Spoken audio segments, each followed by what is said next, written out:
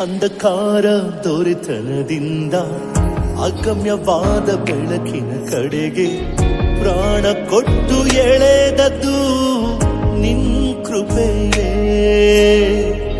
ಉಪಯೋಗಕ್ಕೆ ಬಾರದ ನನ್ನ ನಿನ್ ಮಹಿಮೆ ಹೊರುವಂತೆ ಶಿಲ್ಪಿಯಂತೆ ರೂಪಿಸಿದ್ದು ನಿನ್ ಕೃಪೆಯೇ.